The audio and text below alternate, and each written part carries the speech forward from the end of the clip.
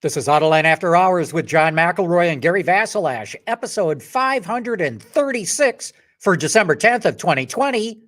Say, what's the future hold for classic cars and for motor racing?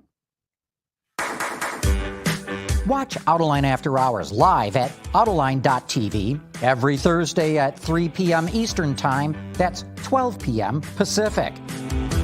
You can subscribe to this podcast for free by searching for Autoline in iTunes, Stitcher, or YouTube. Autoline After Hours is brought to you by Hyundai, Bridgestone Tires, solutions for your journey, and by Borg Warner, propulsion solutions that support a clean, energy-efficient world. Hello, Gary. John, how are you? Doing well. Can't wait to get going on today's show. Yeah, this is a very good show today. So since we're going to be talking about some vintage vehicles, there's something that happened in 1915 that I think is rather significant. What might that have been? You mean today? Today or 1915 today. 1915, I'm going to have to guess, of course. I'm going to say that's when Boss Kettering came out with the electric self-starter. No. The 1/1,000,000th Model T was produced. Yowza. So think about this. They started producing in 1908. And by 1915, they'd produced 1,000,000 of them. And then when the vehicle went out of production in 1927, they had produced 15 million. But just when I saw that 1,000,000 in that short period of time, and just think of the market. I mean, they had to basically build the market. And so I just wonder about, are we going to see, say, autonomous vehicles or electric vehicles have the same sort of traction? I guess with electric vehicles, they haven't had the same sort of traction because they've been out there for longer than the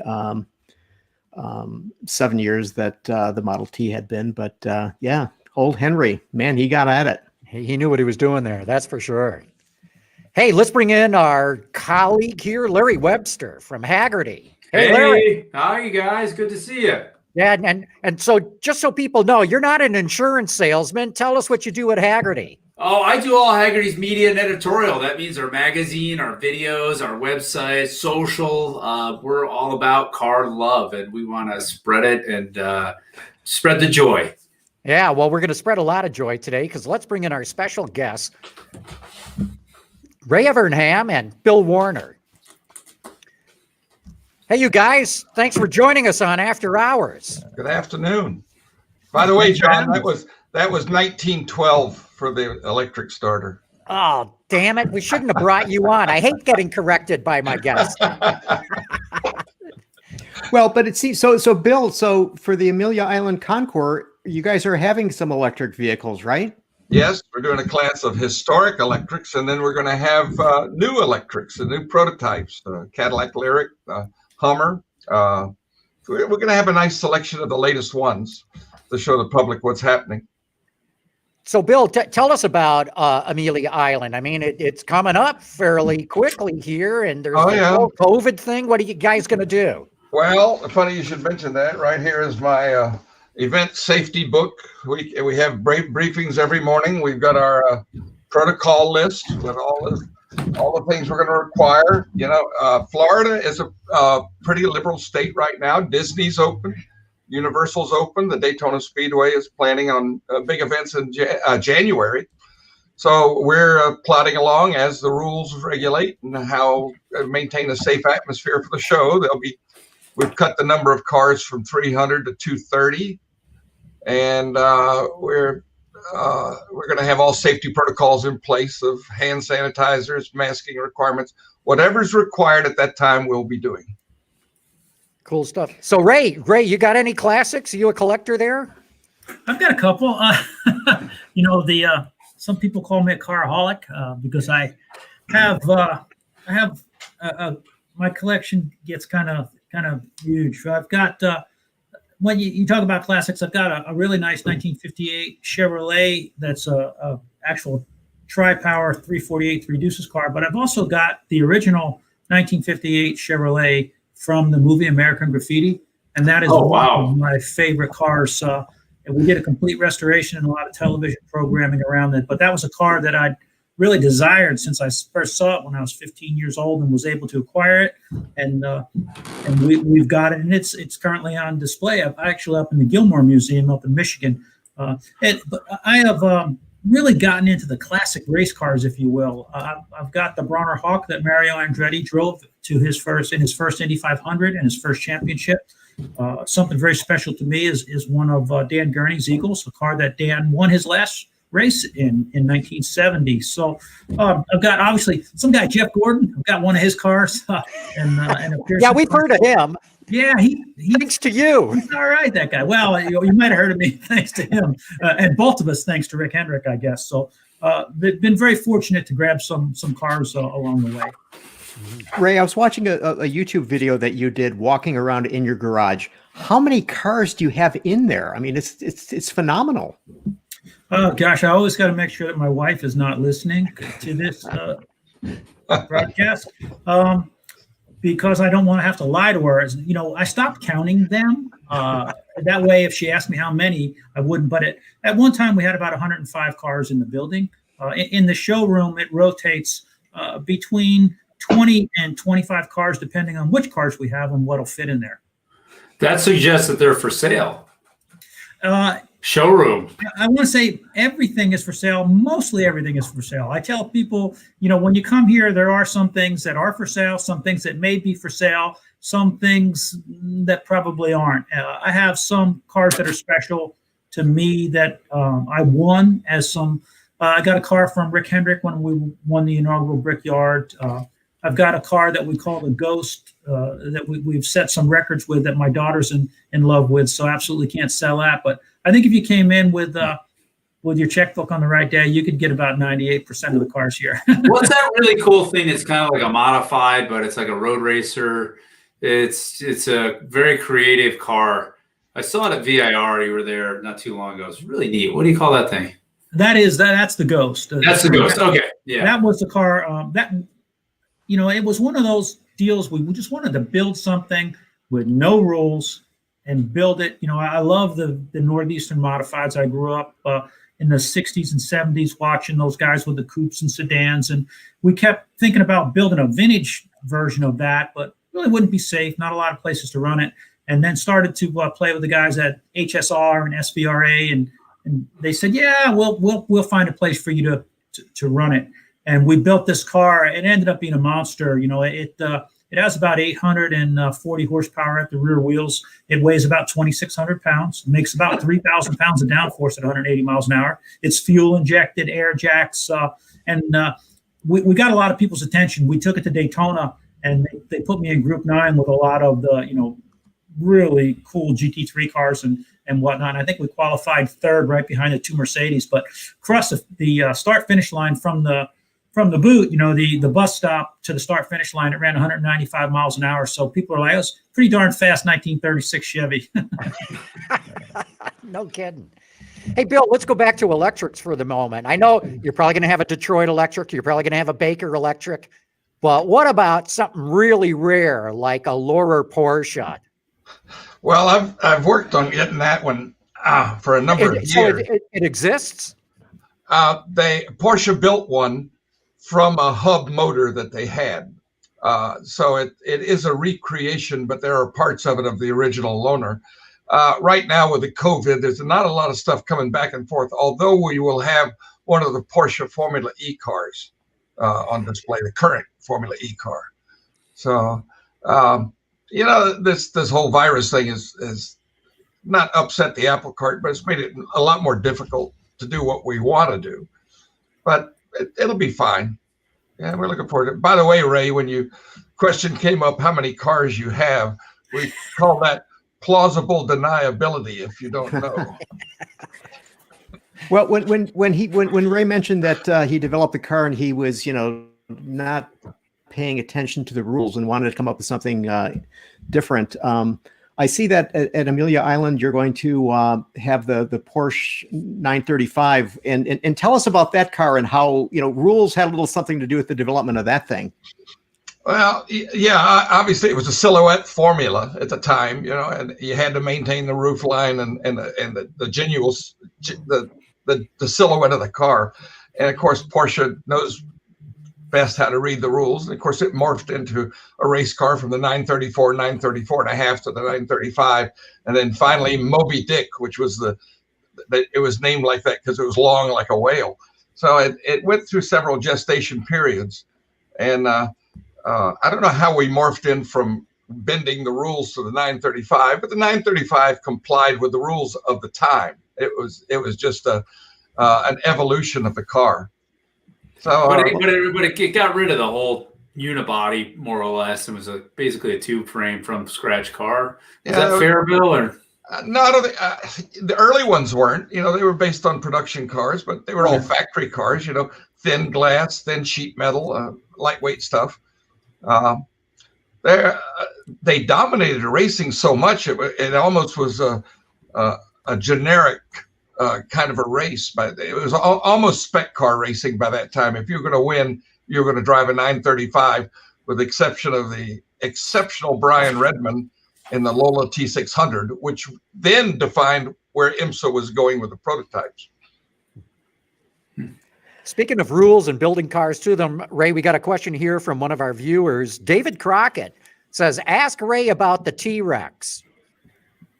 Oh, boy. Well, you know, T-Rex, it's kind of funny because the legend of T-Rex gets much bigger every year, right? So the story is that urban legend, you know, that soon there'll be sightings of T-Rex rather than Bigfoot running around the woods. But so let me try and condense this. But in I guess it was 1997 season, Rick Hendrick came to all the crew chiefs and the engineers and said, look, you know, the sport's changing. We need to stay ahead of the curve.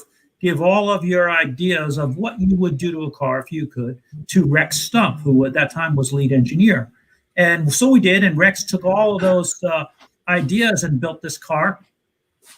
And it had a little bit different chassis, roll centers were different geometry. It used underbody aerodynamics, and it just took a different type of setup than what we were used to in NASCAR at that time. So everybody took it and tested it, you know, the 5 car, the 25 car, and us, and it was okay, but we never could really make it go fast. But Jeff Gordon said, hey, every time we tested, he's like, man, there's something there, Ray, but I just don't know. And it just was not faster really than our other cars. So one day at Charlotte Speedway is just tough. It is tough. And at 3:00 in the afternoon, when you're going around Charlotte trying to learn something, you're basically just wasting fuel and tires because it is a very difficult track to get a hold of. So what happens? Does the surface, don't mean to interrupt, but when you say it's tough, does it just get slippery or it gets exactly slow? You know, the way the sun sets in the sky there, it gets a lot of heat on the track, and then it also gets shadows on the track. So you could be running a 15 to 20 degree change in track temperature, and the balance of the car is just almost impossible. Got it. Thank you. So I said, let's put this car away. Bring T-Rex out here. So Jeff gets in it, and it wasn't named T-Rex just then, but Jeff gets in it, and he goes out. It was about 5/10 of a second slower on the watch, and we were like, And I said, you know what? Let's try something crazy here. I want to try something that I used to do in my short track days. So we decided to put much softer front springs and equal setup, things that were totally unheard of that in NASCAR you would never do. Bigger sway bar, equal front springs, equal rear springs, and just let it go. So Jeff goes out, and I said, be careful for a couple of laps. I don't know what this thing's going to do. So he goes out, and he goes back, and I look at my watch, and it's like, same speed. And my engineer at that time was Brian Weitzel, and he starts hitting me on the arm, and he's looking at me like, and he shows me his watch. And what I didn't realize, it was a full second faster than the other car. Wow. Yeah. And we realized, at that time that we had something. And when Jeff pulls in, his eyes were really big. He looks at me and goes, what was that? I said, I don't know. Let's think about this. So we realized that we had gotten the car to work as it should have aerodynamically. Now we just needed to work on some things to make the tires wear right. So we never ran the car the rest of the day as hard as we could. He ran half laps.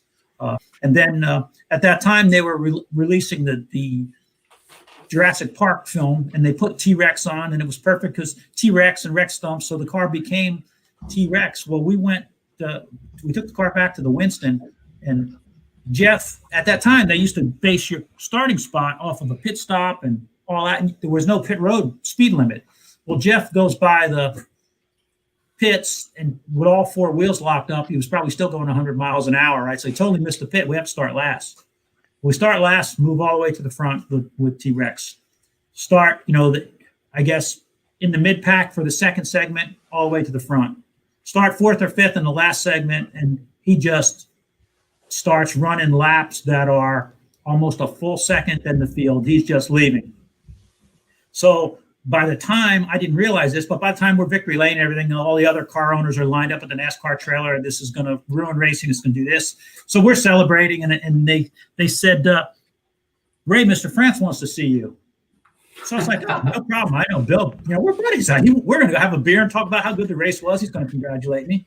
So they call me up in the NASCAR truck. I go in there, and that was before all the cell phones and that. And there used to be a phone sitting there plugged in. They'd hardwire a phone for the NASCAR trailer for Mr. France to talk to whoever he'd want to talk to. And he says to me, Ray, pick up that phone right there and call your boss and tell him that car is illegal. And I said, no, it's not illegal. We passed inspection. It's built by every rule in the rule book. It's legal. And he goes, it won't be tomorrow. So they rewrote the rule book of a lot of the changes that we made to stop that, which ended up being a lot of the things that they're doing now anyway. But at that time, he said, look, this thing is totally going to make everybody else go out and buy new cars. And he said, and Rick Hendrick, too, is going to have to build all new cars. But T-Rex was an engineering exercise, I think, that had at that night we put anybody but Jeff Gordon in that, it probably wouldn't have been illegal. But Jeff was at the height of his career, and he just decided he was going to really show him how fast that car could go. And he did, and it got us to not ever race that car again. What a great story. We have Ray puts on the seminars at Amelia, and we did one a couple of years ago called Racing Around the Rules. And Ray did a fabulous job, and some of the stories that were told that will never be written about carburetor plates, porous intake manifolds, aluminum bumpers, lead shot. What else did we have? Oh, nitrous, lots of nitrous. Yeah, we had, I was going to say nitrous, and we actually had the fuel tank out of one of those 935s you were talking about there, Bill. Remember that? That's right. That was in the in the Whittington car. They put a bladder in the fuel cell and would inflate it. So when IMSA checked the fuel capacity, it would read right. And then they deflate the bag and put the rest of the fuel in it. And when it came at the end of the race and they needed to inspect it, they'd inflate the bag again. So yeah, we had that bag there. Wow. That's great. Great. Did you ever hear, Ray, were you, I did a piece back in Popular Mechanics about a Michigan company. And the story was, I know Gordon was the first one to use these PSI valve springs. And this would have been in the 90s. And these springs were better quality, and they could run higher RPM in NASCAR with them. And it was like a step change. Instead of 8,000 RPM, suddenly they're running 9,000. And were you around during that time? Do you remember that era when it really led to those 9,500 RPM crazy engines? Is that ringing any bells? Well, absolutely.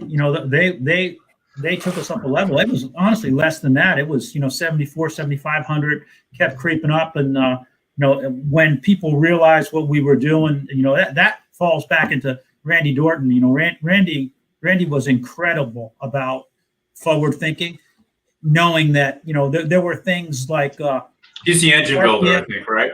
Right. Randy was the engine builder at Hendrick for several years. Unfortunately, lost his life in the tragedy of the plane crash in 2004. But Randy really would listen and think about RPM and things like temperature and all. And the valve spring race became much like the space race, country to country, because it went from PSI to people searching all over the world for metals that were just unbelievable, and lightening up the valve train and improving the valve spring, the quality, again, the quality of the metal. That took us, fairly quickly all the way up to, we were running 10,000, 10,500 RPM. And you think about a push rod motor, right?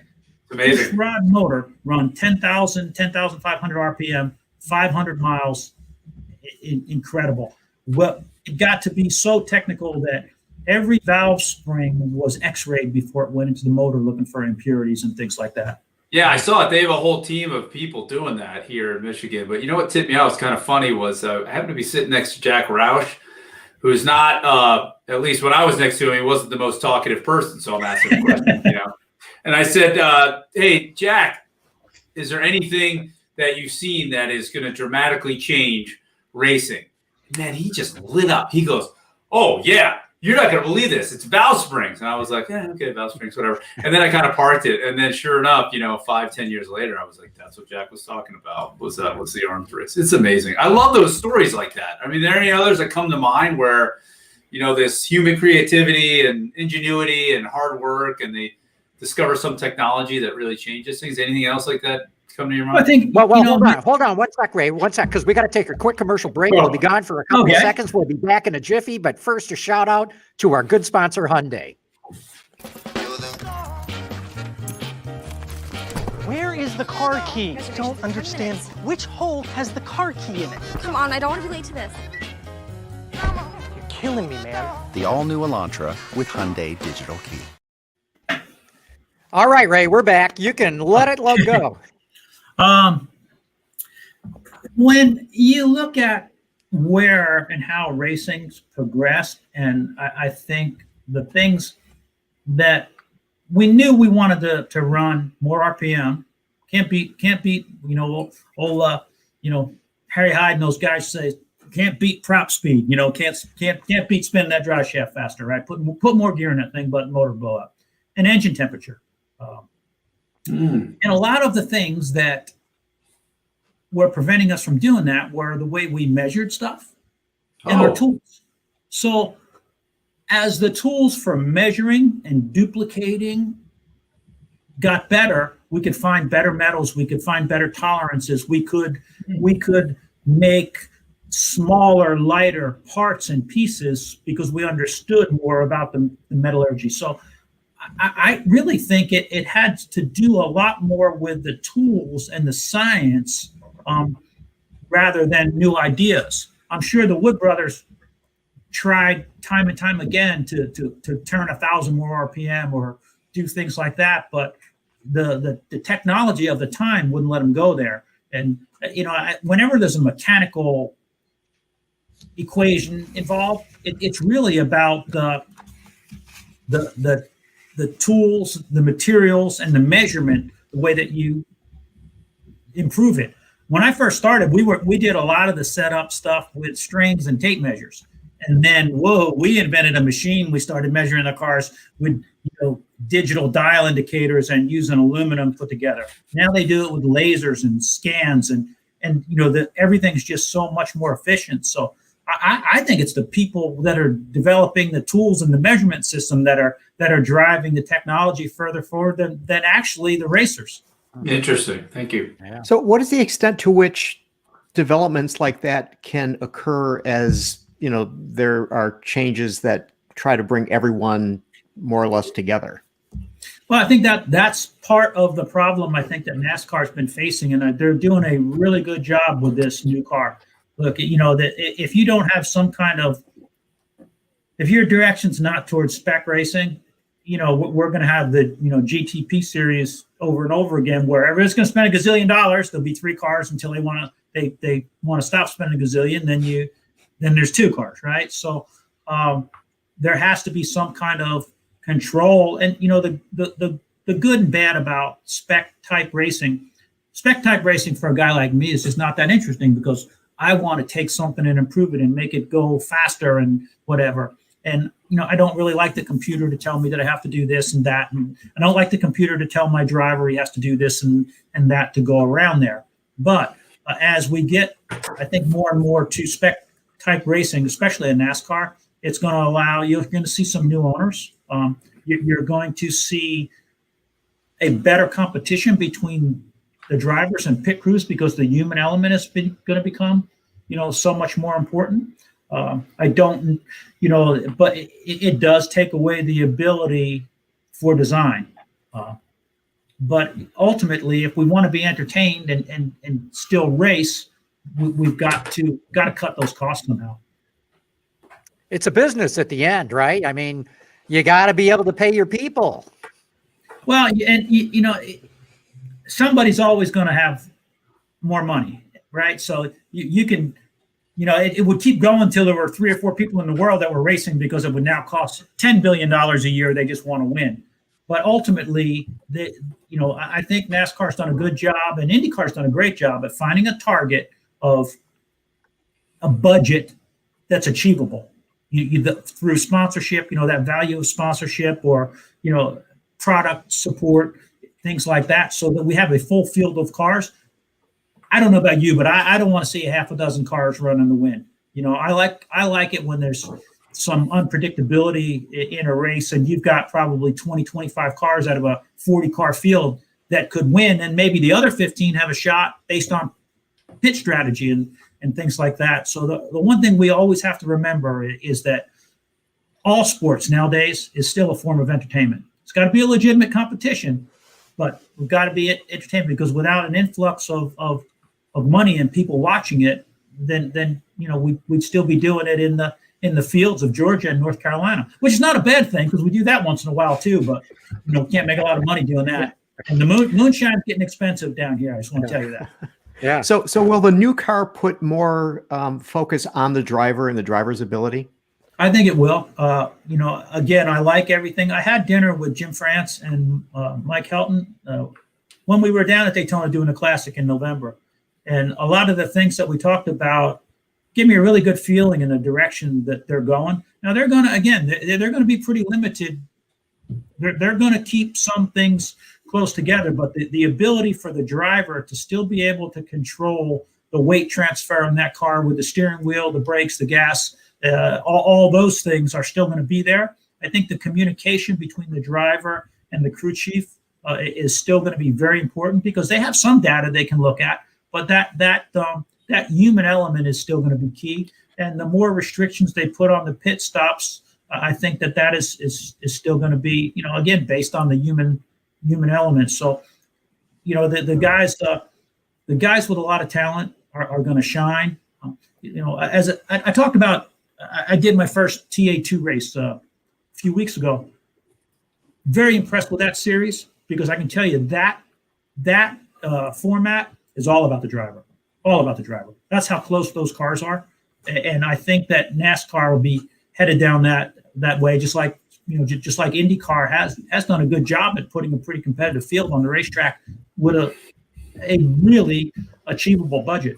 Yeah, I was wondering, Bill, as a connoisseur of historic racing, historic race cars, the romance, the awesomeness of how do you see all this? Well, that's a in-depth question. What Ray said about NASCAR, actually kind of going to a spec car. Nearly every pro series now has a spec car factor to it, except Formula One. And look what happens in Formula One. It's almost, other than last week's race, which was terrific. But are these spec cars going to be at the lawn at Amelia in 20 years? I don't know, because I won't be on the lawn at Amelia in 20 years. I'll be under the lawn at Amelia. There is a cultural shift in what people want to see at shows. And we addressed that a few years ago when we decided to feature significant Japanese cars. The first Japanese car to win a Grand Prix, which was Richie Ginther's Honda. The first Japanese car to win at Daytona, the first Japanese car to win at Sebring, the first Japanese car to win Le Mans. So that was a first for a lot of concours, for us to go down the road embracing the historic nature of of the Japanese manufacturers. So that's part of the cultural shift, getting the younger people to come to our show. Gene Jennings used to refer to a Concours d'Elegance as a dead car show. Well, we don't want a dead car show. We want to be the David Z. Davis of the car shows. No boring cars. So to answer your question about those cars, sure, they'll be there because they'll represent what happened at that time. Because there'll be something newer down the road that's even going to be more shocking. You know, Ray, when you were talking about when we started doing that thing about racing around the rules, I began thinking, when did we first see blatant racing around the rules? You know, racing always, everybody had a little trick they were doing. But I would say it was probably Junior Johnson's the banana car, the 66 Ford, which NASCAR banned after one race, followed by Smokey Yunick's Chevelle, which was one of the early ground effects cars. But we were seeing that back in the 60s. I think the standardization is going to be good for the show. I liked it when you could identify cars. I think that NASCAR has kind of taken that car, driver, sponsor and kind of shuffled it around where it's driver, sponsor, car as far as the importance. But you have to look at the fact that years ago, you had Chevrolet, Buick, Oldsmobile, Pontiac, Mercury, Ford, Plymouth, Dodge, all with their fans in the stands. And now it's been condensed down to 3 manufacturers. So you've kind of lost that independence that was represented in the grandstand. So they had to do something different. And I think promoting the driver first is probably the best way to go.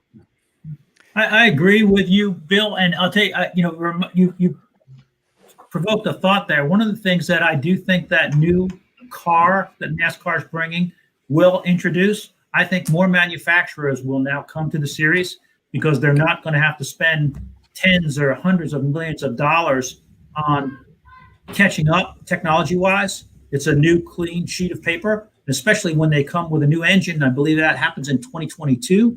I think that's going to open the door. You'll see more manufacturers, possibly some American manufacturers back in, or more foreign manufacturers jumping in. Who might they be? I certainly know that the people at Dodge have been keeping a close eye on it, but nothing official. But I've heard plenty of rumblings from Honda and from Volkswagen.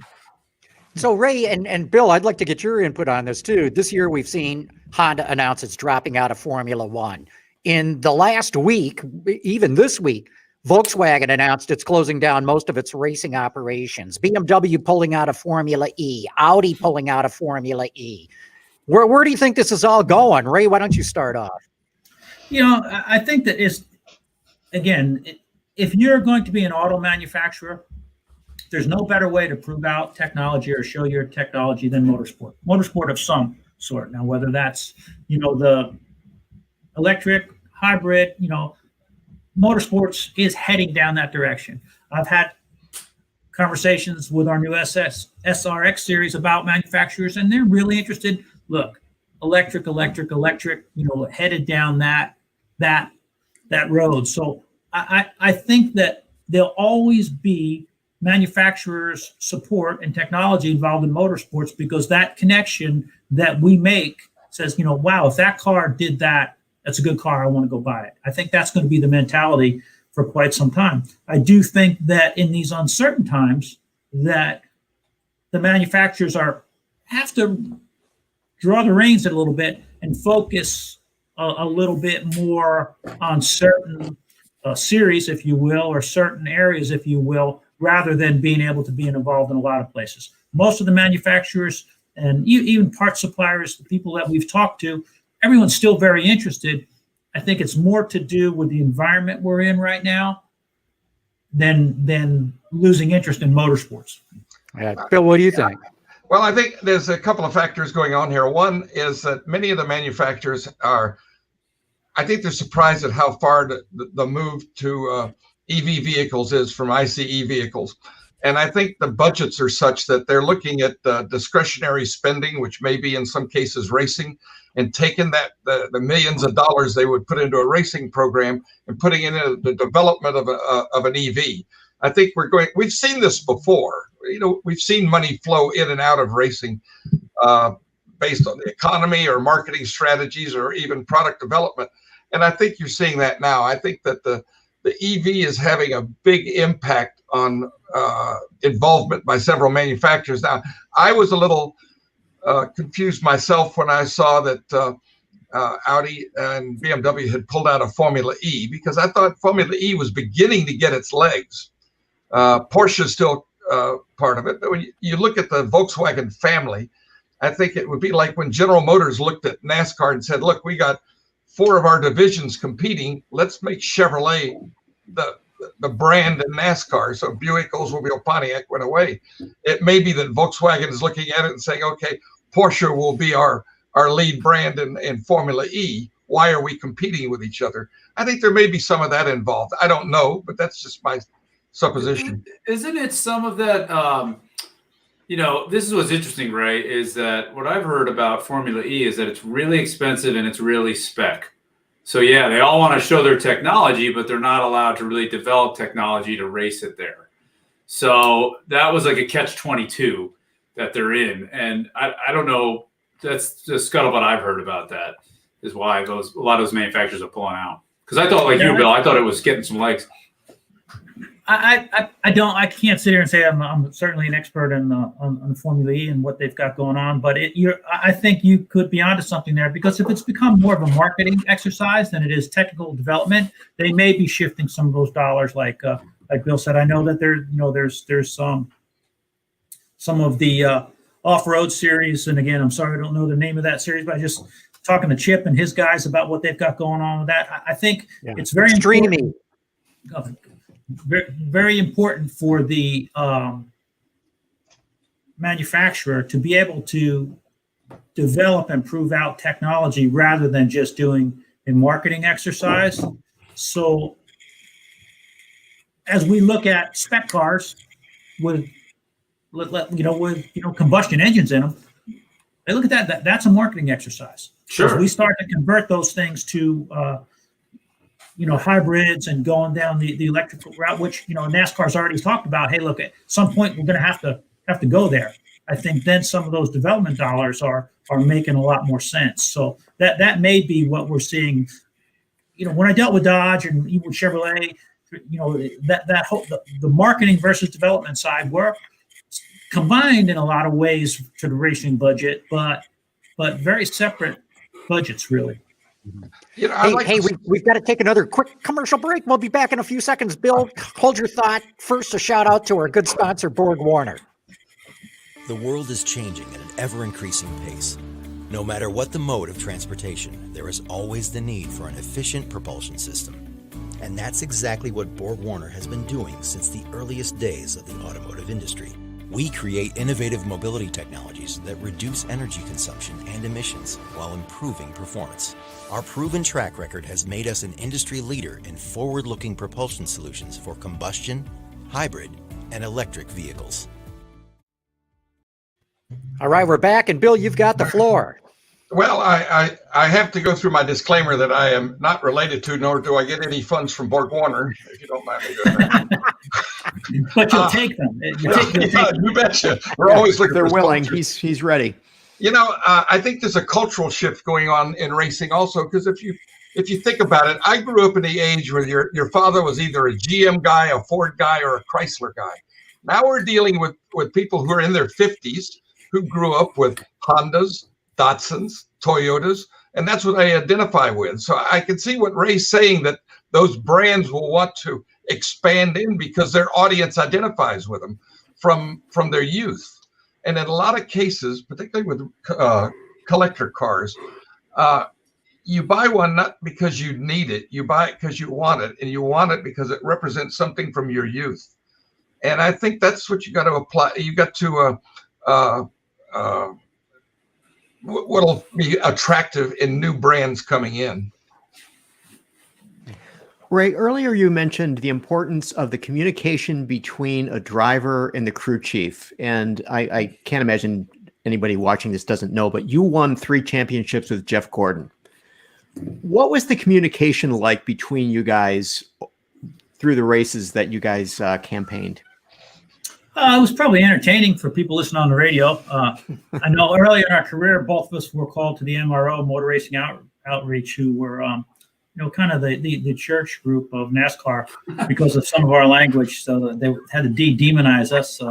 I've told them I'm from New Jersey. I can't help it. They use that in language in grammar school. So it was entertaining. But, even though sometimes it seemed heated on the radio, I always knew that my job was to make sure I was there to assist Jeff Gordon, to comfort him, to give him confidence. So I really tried hard to make sure that I was a good coach and gave him information. Sometimes the information I made it up, just to boost confidence. I'd be like, "Oh man, you're fastest car on the racetrack," I didn't know what to say. He said to me one time, "Why do you lie to me?" I said, "Well, what do you want me to say to you? You're right. We're going backwards, and I don't know how to fix it." He goes, "Nah, keep lying to me." So I'll tell you, that communication really went back and still to our relationship today. Love him like a brother. Trust, honesty, and respect, I think, are the things that help any relationship, anything that you're going to do communication-wise. And Jeff Gordon and I trust each other.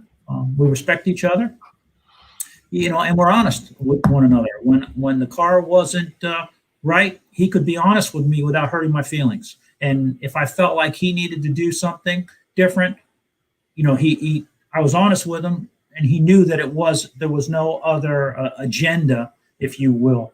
So if you can get a crew chief and driver to really say, to drop all those barriers and say, look, trust, honesty, and respect, you can go a long way. I knew, and to this day, I can look anybody in the eye and say, look, every time Jeff Gordon was out there, I felt like there was not another driver on the planet that could drive that car any better than Jeff Gordon was driving it today.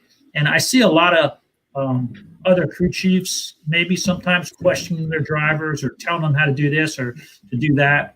I recently suggested to a guy who was complaining about his driver, I said, you know what you guys need to do? You need to go to the racetrack someday. I said, and you need to just jump in that thing and show him what you're talking about.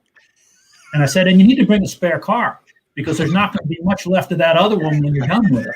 Like this is, it's a lot harder than it looks. And as it was.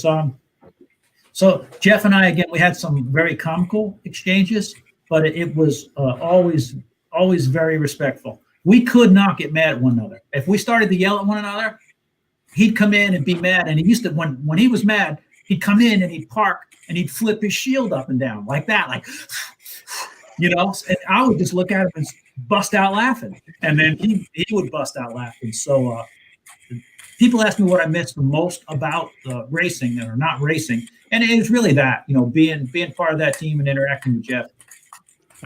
That reminds me of a Carlos Santana line. He says, playing the guitar isn't easy. Here, you try it. Yeah. Hey, Bill, you brought up cultural change a couple of times. Yeah. Mm-hmm. What do you see in the classic car world?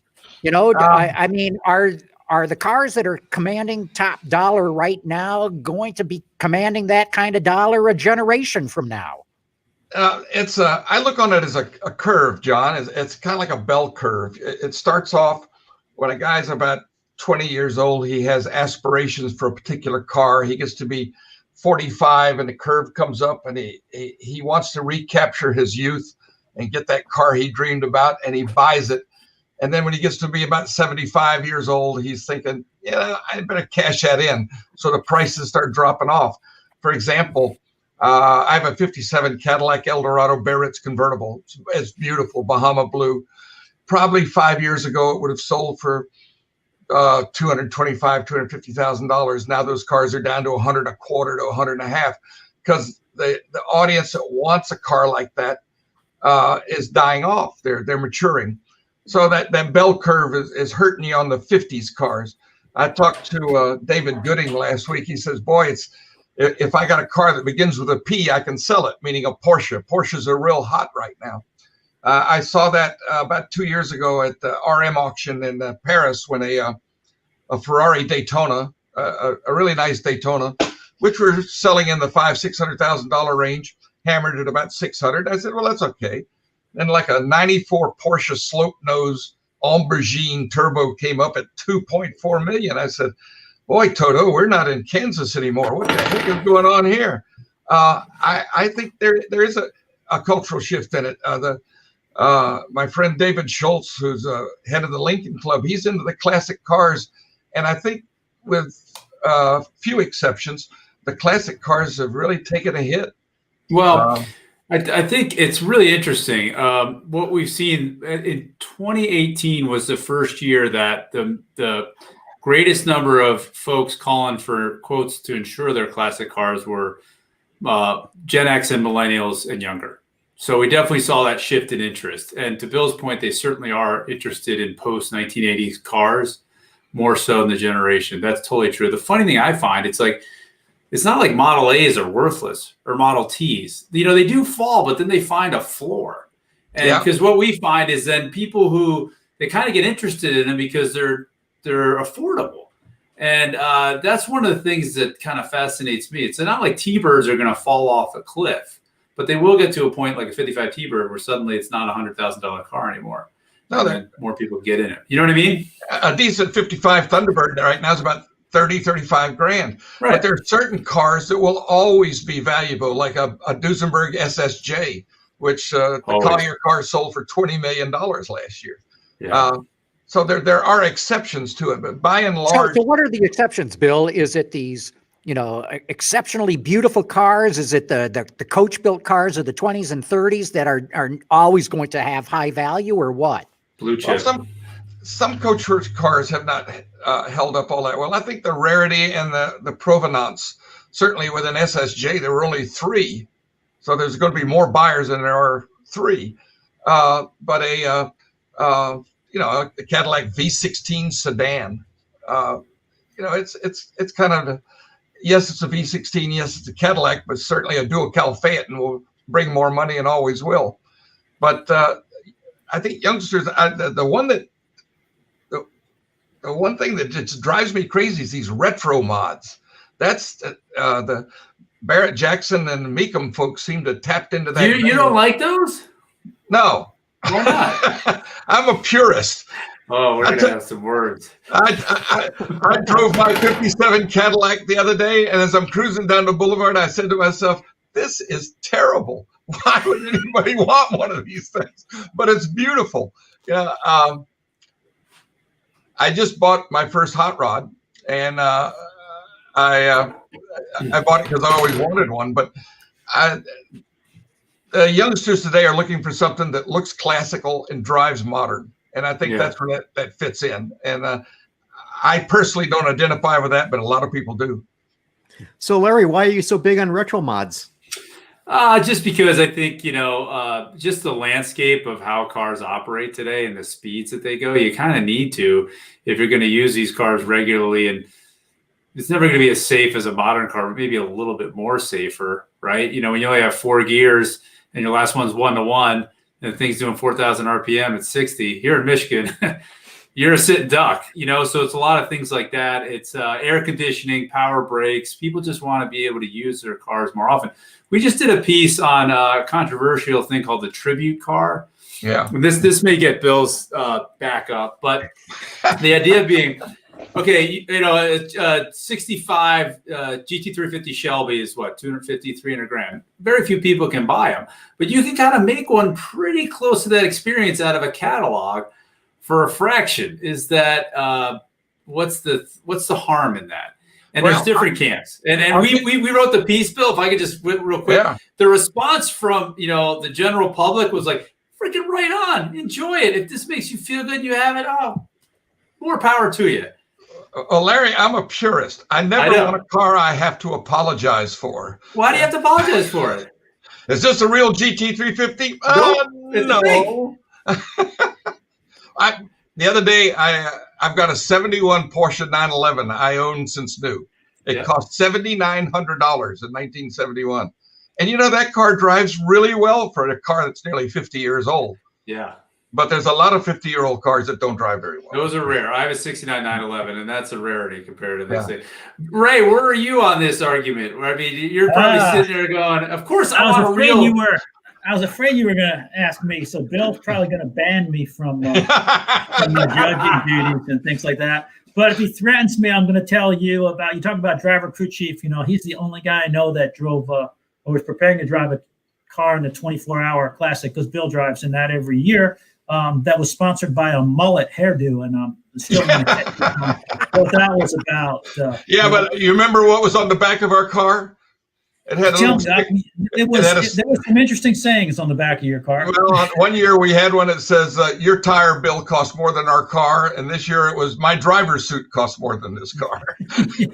It was always an interesting, Bill's garage is an interesting place to stop when we're in Daytona. But,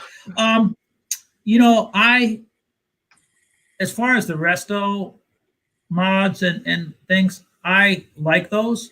We just completed a beautiful 1957 Chevrolet Corvette for a friend of mine, and I understand that. We take cars who probably, if they were going to go through a restoration, they're not original enough, or they don't have enough original parts on it to be a Concours saving. Yeah. So we take cars that are average and need some life, and put them on new chassis and put motors and things in them.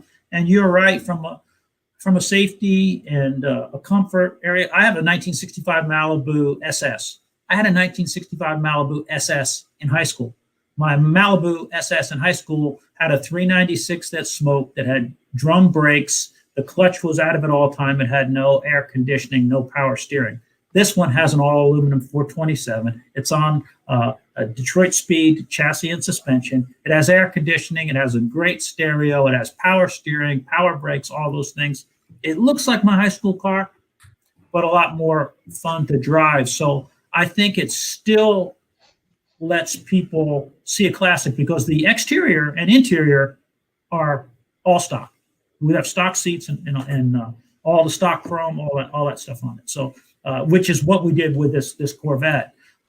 So I think I like those, and it's getting more and more people in the hobby that maybe wouldn't have been if they had to drive a car with drum brakes daily, which is interesting. And I'm sure you all know what I'm talking about. It's that, okay, give me just a little bit of room here as we're coming up to the traffic light, because I'm not sure which lane we're going to be in when we get there. But as far as the tribute cars, I'm not a big fan of that, because of the rarity of the cars that they are. Whether it's a Yanko or those things. To me, I'm a little bit of a purist when it comes to that. You want to build a car that looks like that or acts like that. I think it's great, but they actually put the label on it. As I said, I'm just not a big fan of tribute cars. There are a lot of race cars out there that are being presented, and people look at it, then they think it's the real car, and it's not.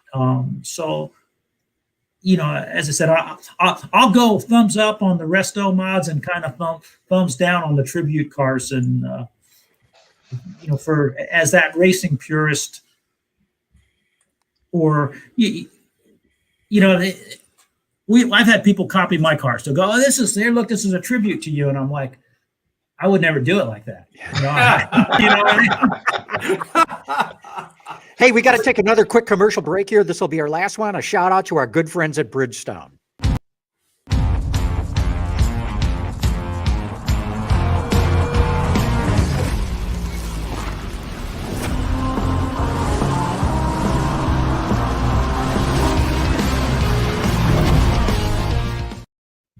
All right, we're back. Hey, Bill, we just got a comment here from one of our viewers, Kevin Smith. He says, I drive a Cherry 95 Oldswagon, get questions everywhere I go. They should make wagons again. You ever going to do a wagon category at Amelia?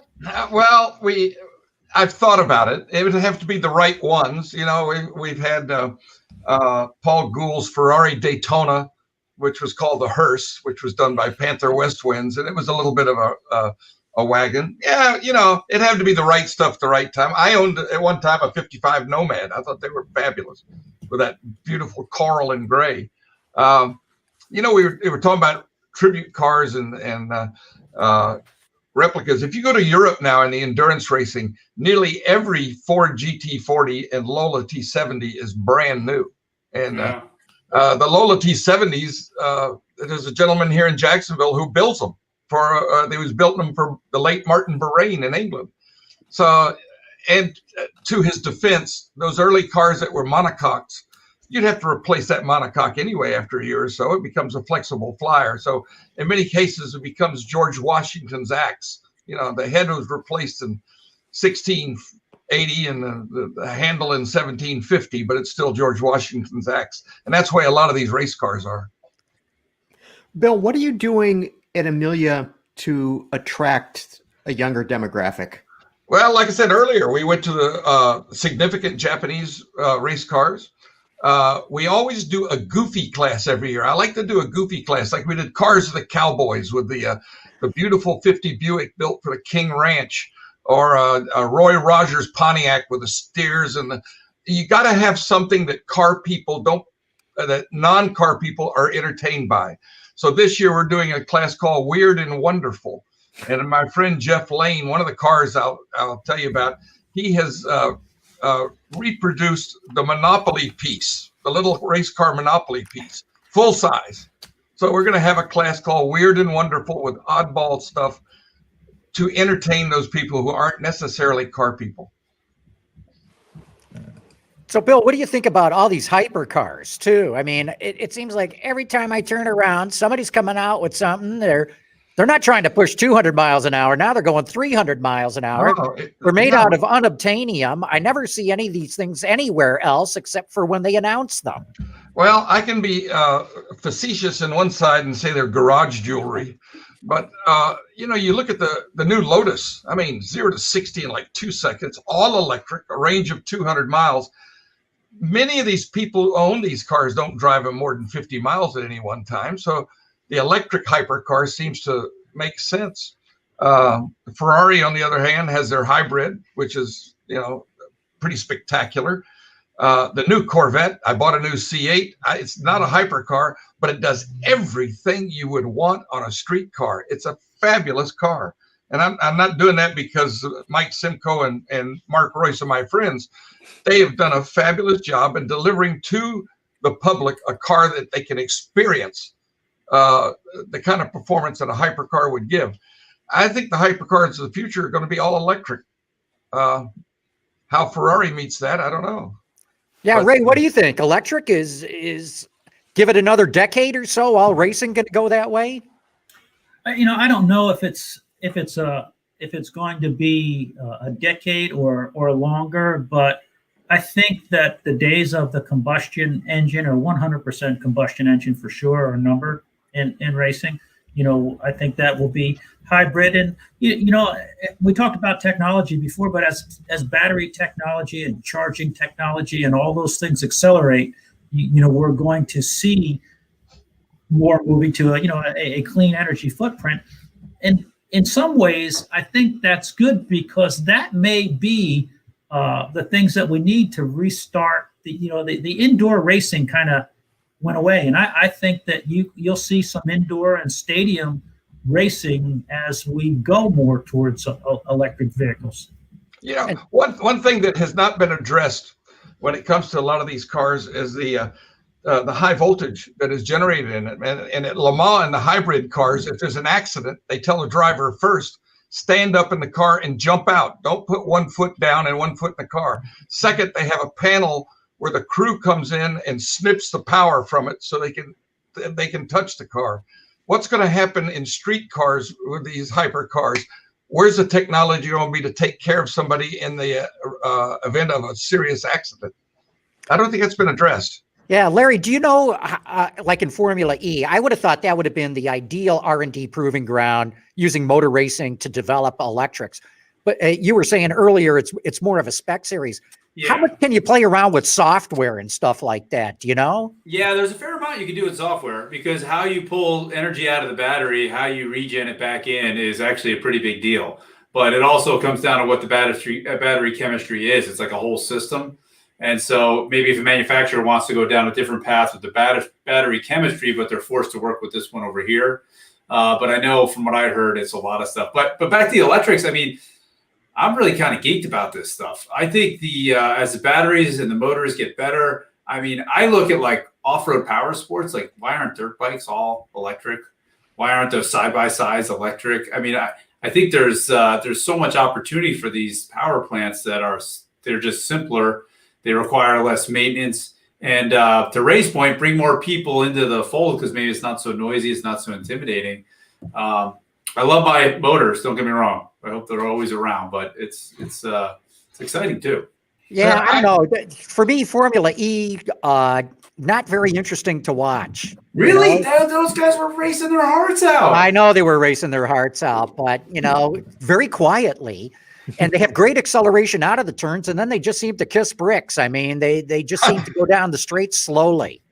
Well, that whole series was designed to be a kind of an urban race series on the streets of the cities to bring racing to it. I find it interesting. However, once again, we get into a cultural change. I'm 77 years old. I grew up going to Sebring and hearing a Ferrari V12 or a Porsche 4Cam and smelling castor bean oil, and the noise was what got the blood flowing. And I just can't quite see it in an electric car. But for a hypercar, I think that's the future. I can just quickly on the electric cars. It was 2018 when we did our Pikes Peak run with the Ghost. And that's when Volkswagen went there to challenge that record. And I'll tell you after running Pikes Peak and knowing what it takes to get up there and the technology that they had, recharging that car and whatnot, I think the record at that time was about 8 minutes and 20 seconds. And they went up in 7 minutes, 40 or 45 seconds. It was really incredible to watch that car perform, not just the way it could accelerate, but the way it could brake, the way it could, because of the electric motors and things, the brake and turn. It was as phenomenal as a display as I've seen with a vehicle in quickly changing conditions, temperatures, road surface, shape, all that. It was pretty amazing. And so that's what tells me, again, the biggest downfall with that car was the way they had to charge it and all of the things going on. And I think to myself, when they get that a little bit more user-friendly, that's going to be a tough program to beat for a guy that's trying to do it old school like me. Ray, Volkswagen tells me to do that effort at Pikes Peak, they had to have a crew of 11 people, not to mention the rig for recharging. 11 people for that one run. Yeah, it was pretty impressive to see what that car could do. Right, but you need 14 people to do a pit stop in Formula One.